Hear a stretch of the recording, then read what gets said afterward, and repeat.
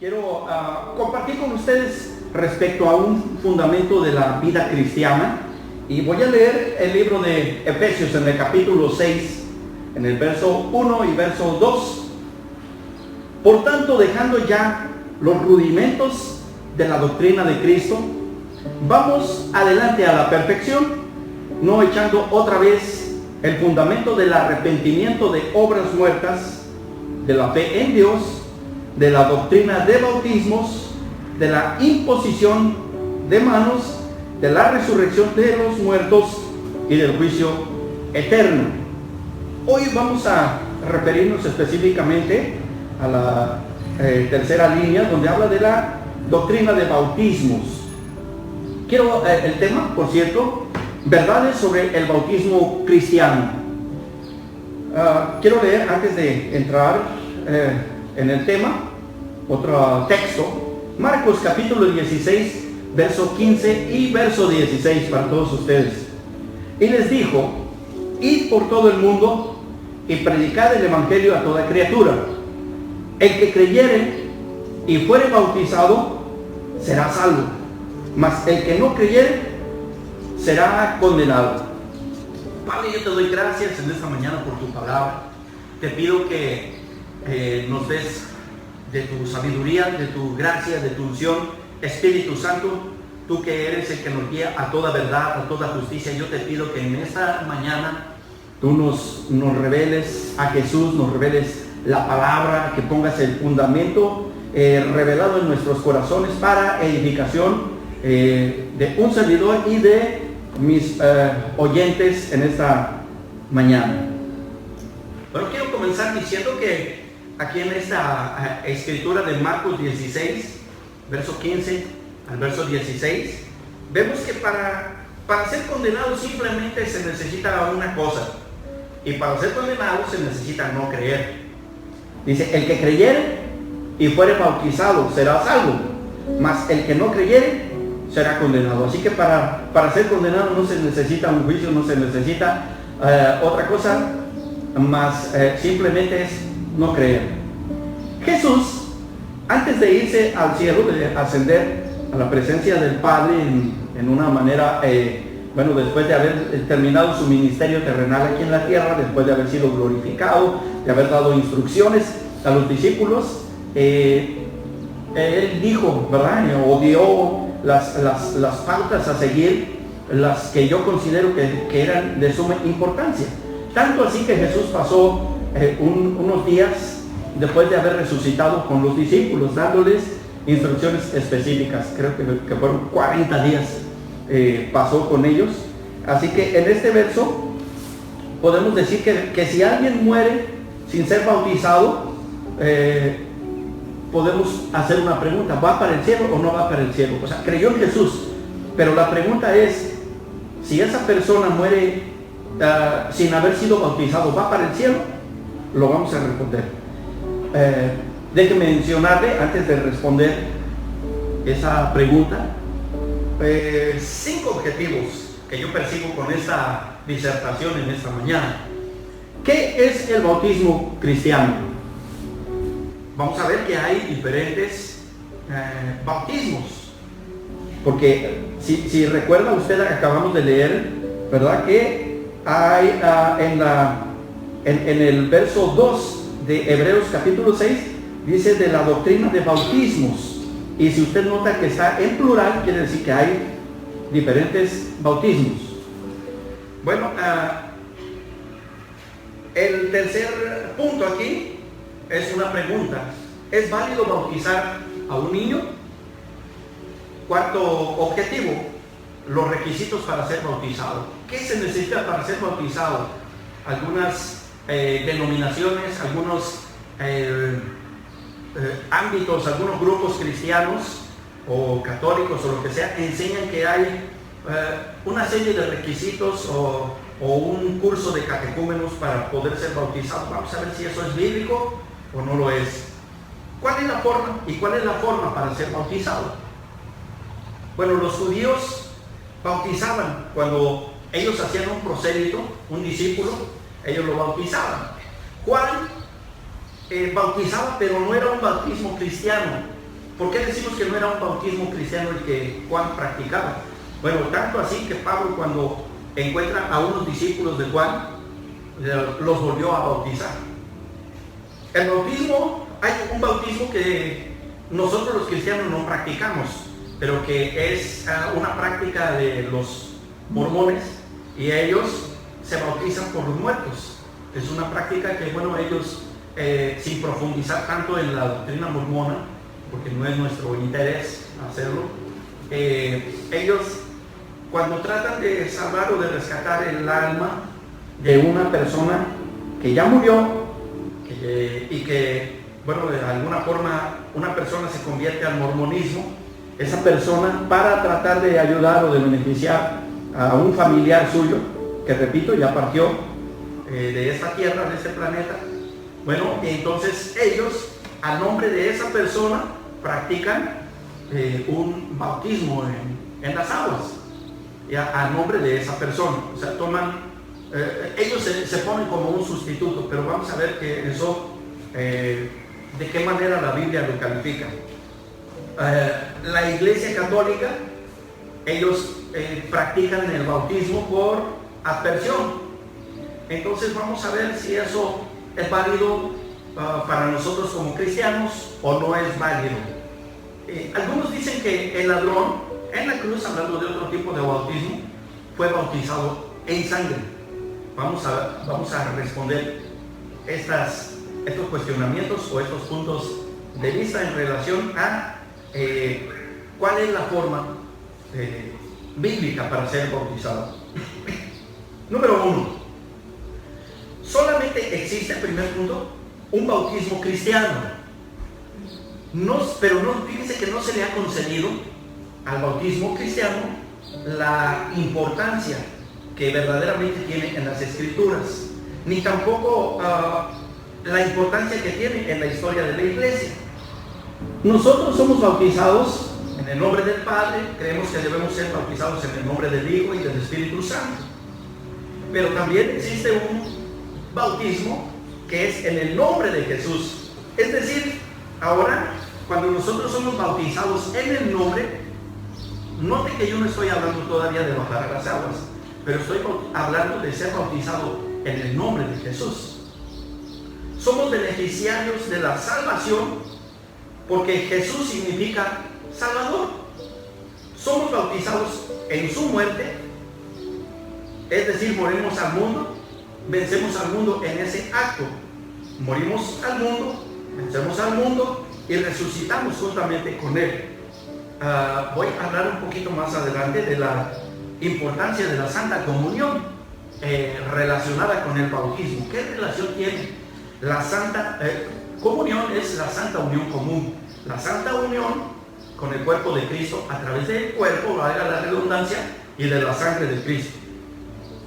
1 Corintios capítulo 11, verso 25 al verso 26, dice de la siguiente manera: asimismo tomó también la copa después de haber cenado, diciendo: esta copa es el nuevo pacto en mi sangre. Haced esto todas las veces que la bebiereis, en memoria de mí. Así pues, todas las veces que comiereis este pan y bebiereis esta copa, la muerte del Señor anunciáis hasta que Él venga.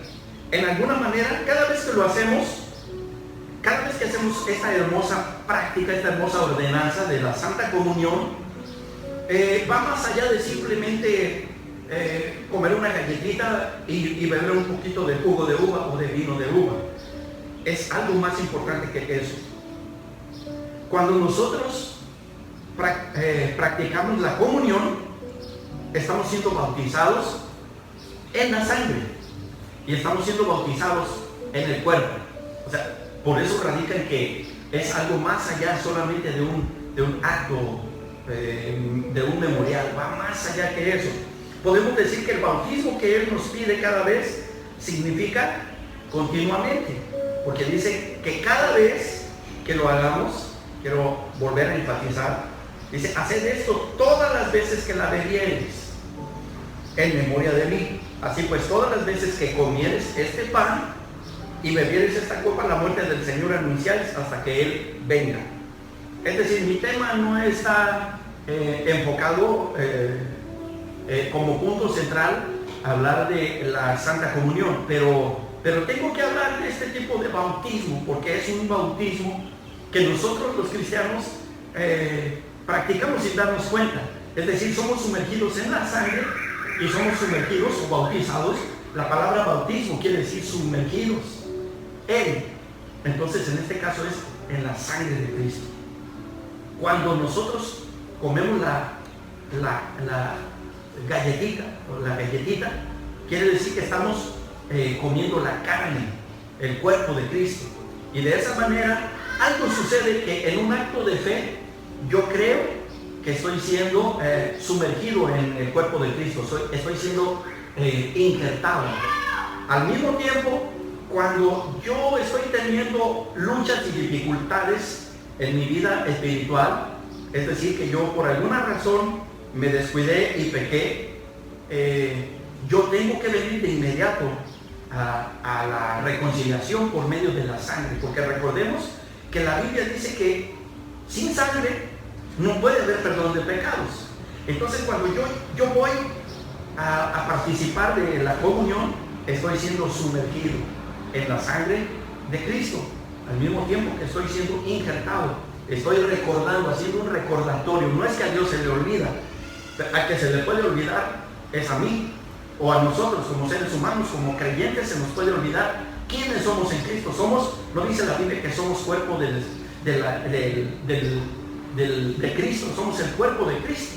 Es decir, ahora no es que somos Cristo, somos el cuerpo de Cristo aquí en la tierra.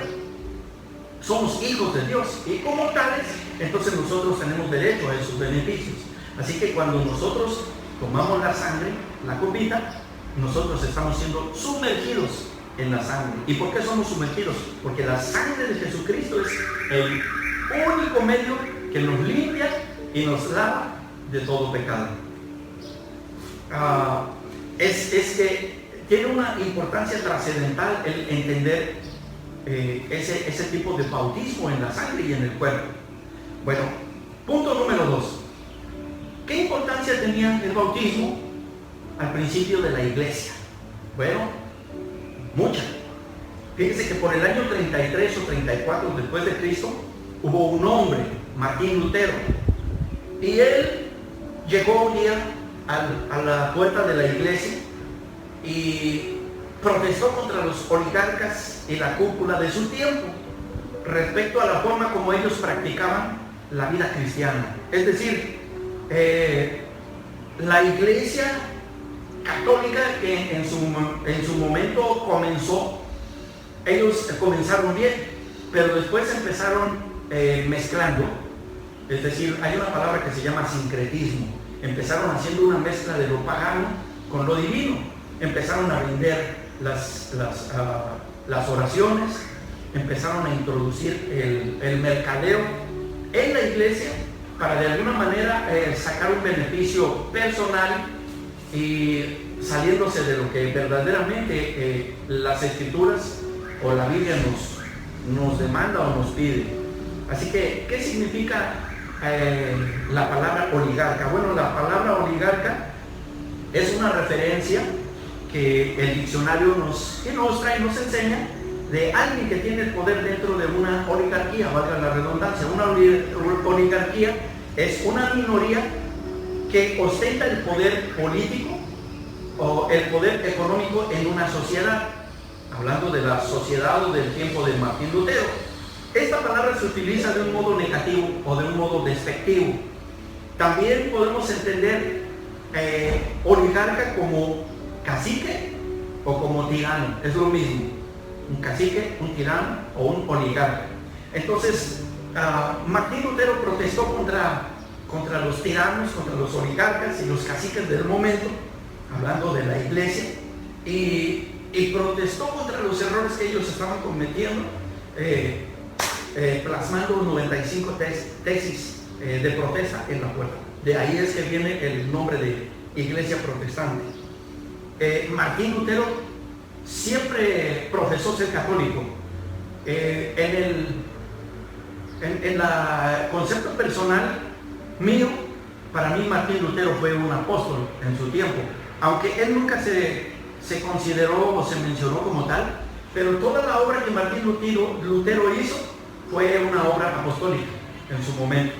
Así que algo que, fíjense que es curioso, porque aunque él protestó contra los diferentes errores de la iglesia, pero hablando en cuanto al bautismo, que la iglesia católica practica hasta hoy en día, a través de aspersión o de mojar a la persona o al bebé, porque ellos practican el bautismo de un infante, entonces lo hacen por aspersión, pero nunca él dijo algo en contra de la forma o la manera de bautizar a una persona. Entonces, ¿cuál es la forma que nosotros como cristianos creemos, hablando del bautismo en aguas? ¿Cuál es la forma correcta? Bueno, nosotros creemos que la persona que toma una decisión de obedecer a Dios número uno, es una obediencia a Dios. Dice, el que creyere y fuere bautizado, es decir, cuando tenemos el uso de nuestras facultades, nuestro razonamiento en lo que significa haber creído en Cristo y después empezar a obedecer sus mandamientos, por alguna manera yo creo que es importante entender que sucede algo, ¿verdad? La Escritura dice que hablando acerca del bautismo, que las instrucciones que dejó Jesús, ¿por qué decimos que hay que obedecerlas? Porque Jesús les dijo a los discípulos, ir por todo el mundo y predicar el Evangelio. Siempre que nosotros leemos esta Escritura, dice que también hablándole a los apóstoles les dijo, y bautícenlos en el nombre del Padre y del Hijo y del Espíritu Santo. Así que hay dos extremos hablando del bautismo. Punto número 3. Uno de ellos, el primer extremo, es que creer que el bautismo solamente es para la regeneración o para la aspiración de una buena conciencia. Y aunque eso es cierto, es verdad, hay otro extremo, el que dice que el bautismo es solamente un símbolo de muerte con Jesús. Eso también es una verdad, pero nosotros estamos en el medio de esos dos puntos. Así que hay un punto en el medio de estos dos puntos, y de eso yo quiero hablar en esta hora. Jesús en este verso no habla de bautizarse para creer. Por esa razón es que nosotros no practicamos el bautismo de infantes. Los niños, no tienen de qué arrepentirse. Un niño para bautizarse debe de tener conciencia de pecado. Todo bautismo exige arrepentimiento de pecados.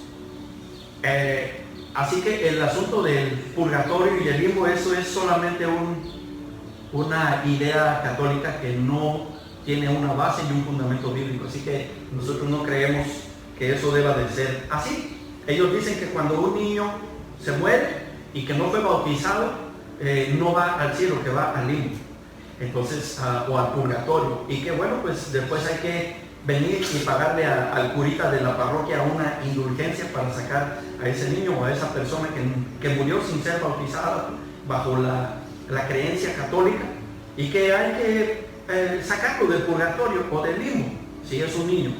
Entonces Jesús dio instrucciones muy importantes. Él dijo, el que creyere y fuere bautizado será salvo, pero el que no creyere será condenado. Entonces, repito, para nosotros no es bíblico bautizar a un niño. ¿Cuándo es que la iglesia cristiana, o de acuerdo a las escrituras, nosotros determinamos la edad de un niño para que él pueda bautizarse o no? Bueno, cuando esta personita ya tiene conciencia de pecado, es decir, no hay un estándar, una edad definitiva o señalada por las escrituras para poder bautizar a una persona. Tampoco creemos en que un cristiano recién convertido deba de pasar una clase de catecismo o de catecúmenos para ser bautizado. Hay un ejemplo que la Biblia nos enseña, cuando Felipe y el etíope, dice que, bueno, lo encontró en el camino y le preguntó, ¿qué es lo que tú estás leyendo? Él dijo, bueno, leo Isaías, si entiendes lo que lees. Y le dijo, bueno, ¿cómo entiendo si no hay quien me explique? Bueno, Felipe le explica, el evangelista, le explica. Y en la explicación, obviamente le habló de que tenía que bautizarse después de haber creído. Creyó en el Señor Jesucristo y después él hace una pregunta. Y dice, bueno, ¿qué tengo que hacer para bautizarme? ¿Puedo bautizarme? Y le dice, ¿qué impide que yo me bautice? Me dice, no te impide nada, solamente lo único, el requisito es creer en Cristo como tu Salvador. ¿Crees? Bien puedes. Entonces le dijo, creo. Entonces ellos buscaron en esa planicie donde ellos viajaban, buscaron un lugar con agua y de inmediato el etíope fue bautizado ahí. Así que no es bíblico que una persona, a un cristiano, tenga que someterse a un periodo de entrenamiento para que pueda ser bautizado o no en las aguas. Así que eso es fuera totalmente de las escrituras, porque el único requisito que encontramos aquí, de acuerdo a la palabra, es creer en el evangelio. Así que, con todo respeto a mis amigos, hermanos pastores que tienen esta práctica, sería bueno que ustedes revisen su doctrina, revisen su teología en cuanto a esta práctica, y ustedes van a encontrar que no hay una razón de someter a un creyente a tanto tiempo para poderse bautizar en las aguas. Así que solamente el hecho es no creer. Creemos que el proceso de la regeneración es de acuerdo a cómo el creyente va empezando a ser enseñado en estos fundamentos básicos que habla la Biblia en Hebreos capítulo 6, verso 1, verso 2, ¿verdad? Entonces son los rudimentos, los fundamentos de la vida cristiana. Entonces esa es la base, la espina dorsal que todo creyente en Cristo tiene que conocer y que todo pastor tiene que enseñar al creyente. ¿Qué sucede si alguien dice que es algo y no quiere bautizarse? Bueno, eso a mí me indica que aún tiene changos en el closet, tiene todavía el peluche favorito que no ha querido soltar, y que eso es lo que hace que él tome la decisión, porque de inmediato un creyente que cree en Cristo tiene que tener el deseo una vez que ha nacido de nuevo. Entonces, si algo sucede contrario, yo creo que esa persona todavía no se ha convertido, ¿sí? Así que creo que es importante entender ese punto. Quiero puntualizar algo que se me escapó por aquí. Ok. Permítame buscar, estoy buscando un punto que quiero resaltar.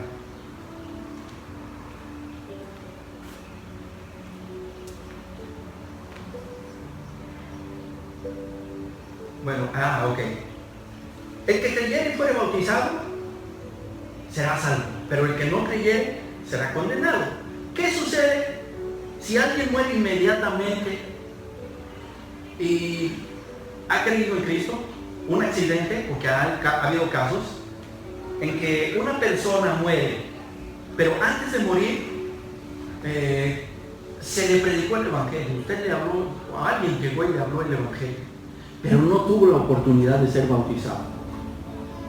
Esa persona entonces muere y se va al infierno por el hecho de que no fue bautizado. ¿Usted qué piensa? Bueno, yo le voy a decir cuál es la postura y de acuerdo a la palabra de Dios. Si alguien muere, ¿verdad? Como en el caso del ladrón en la cruz. El ladrón en la cruz no fue bautizado y fue salvo. ¿Por qué yo sé que fue salvo? Porque Jesús, en aquel momento que estando en la cruz, con los dos ladrones a su lado, uno a la izquierda, uno a la derecha, y uno de ellos creyó que él era el Hijo de Dios, y le dice: acuérdate de mí, Señor, cuando estés en tu reino. Y le dice: de cierto te digo que hoy estarás conmigo en el paraíso.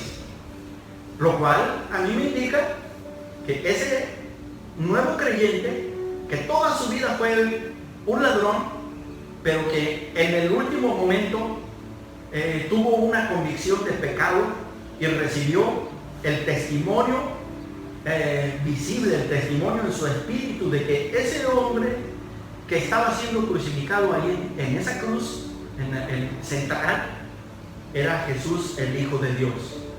Y él lo recibe en su corazón. Jesús le dice: hoy estarás conmigo en el paraíso. Pero no fue bautizado en las aguas. ¿Qué sucede?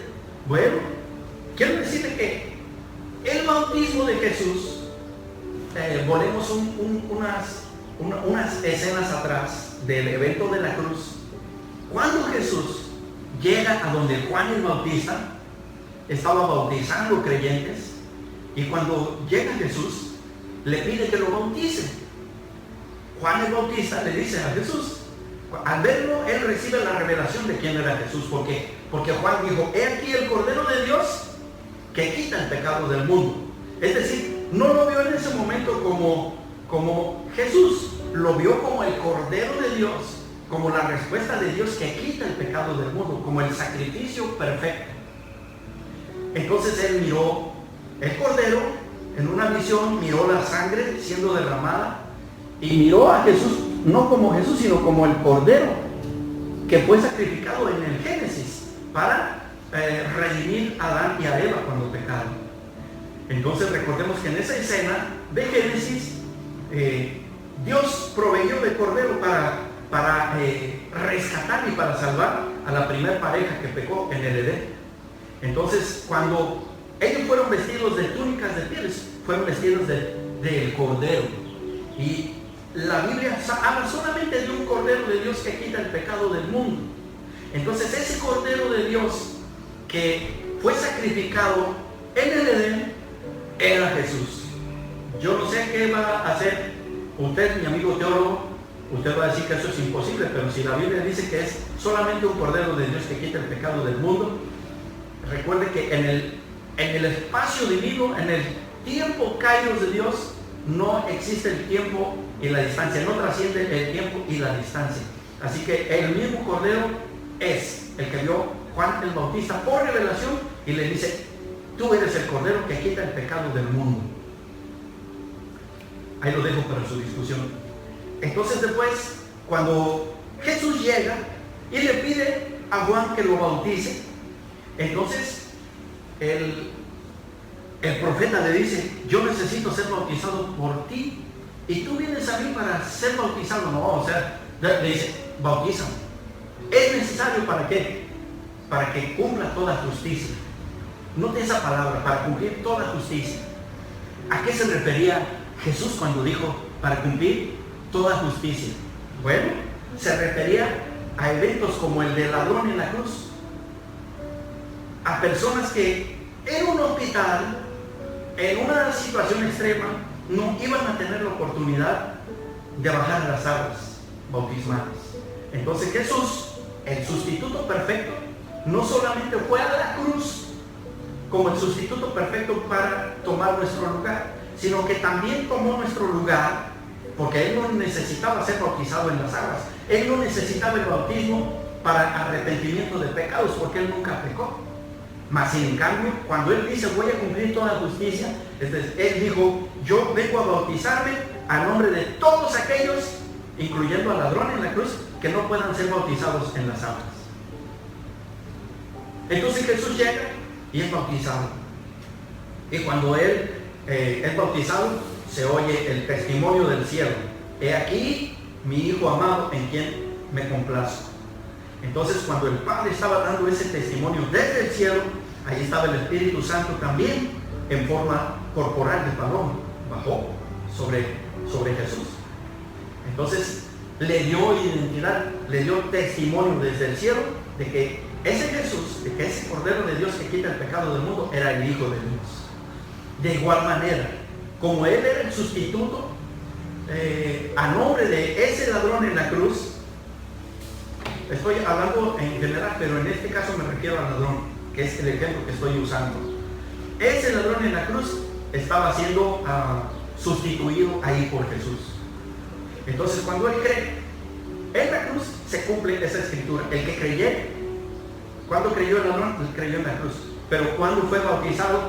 Cuando Jesús tomó su lugar y bajó a las aguas tomando su lugar. Qué hermoso es nuestro Señor Jesús, que Él hizo provisión para nosotros, provisión para todos. Entonces, vean cómo es importante el bautismo cristiano, ¿sí? O sea, no es solamente de un emocionalismo, bajar a las aguas y ya, no. Es verdad que el creyente tiene que tener conocimiento de lo que está haciendo, pero oiga, usted no va a pasar toda una vida predicándoles a las personas y que luego, si por alguna razón no cubrió los requisitos de la organización o le faltó cubrir un requisito de la iglesia o del pastor o de la clase de catecismo, entonces no se puede bautizar y tiene que volver a esperar hasta que al pastor se le ocurra volver a tener otra clase de catecúmenos, otro tiempo.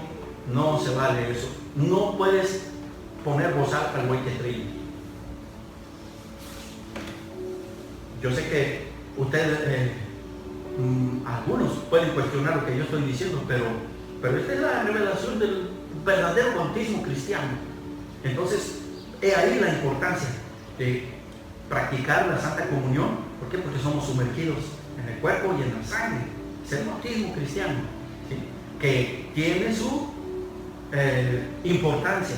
¿Por qué razón? Porque siempre llevamos al creyente de acuerdo a los parámetros bíblicos o a los parámetros de las denominaciones. En este caso, una vez que el creyente ha sido bautizado en las aguas, siempre lo llevamos al día siguiente, al domingo siguiente, a que participe por primera vez de la comunión. Pero la Biblia no dice eso. ¿Qué es lo que impide? Dice que vosotros erráis ignorando las Escrituras y el poder de Dios. Así que vamos a ser más abiertos a la revelación de la palabra y vamos a bendecir más al creyente. Y en el camino, una vez que la persona fue bautizada en las aguas, en el camino tú le sigues enseñando los fundamentos de la doctrina de Cristo y lo sigues haciendo un creyente fiel, santo y verdadero, hablándole de la fe y de todas las promesas que están escritas en la palabra de Dios. Así que bueno, yo no sé qué tú vas a hacer con tu doctrina, si vas a seguir por ahí, pero esta es palabra de Dios y digna de ser recibida por todos. Entonces, algo sucede con el bautismo, porque no es solamente, es una hermosa ordenanza. Así que no es saludable que alguien tarde en bautizarse. ¿Qué hicieron los apóstoles? Bueno, ¿en qué forma bautizaban ellos a los creyentes? Vamos a ver, Hechos 2:38. Pedro les dijo a los nuevos creyentes: arrepentíos.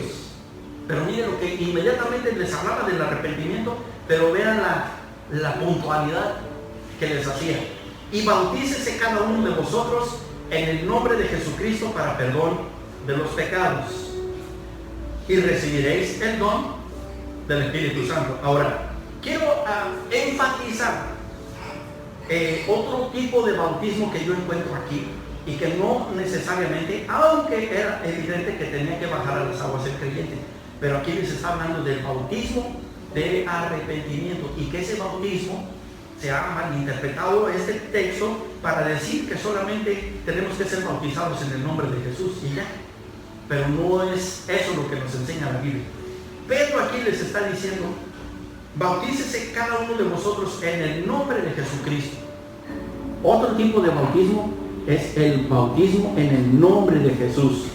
Cuando Pedro está diciendo bautícese en el nombre de Jesús, está diciendo sumérjase y reciba todos los beneficios que tiene el nombre de Jesús. Y el primer beneficio es salvación, porque el nombre de Jesús significa el Salvador.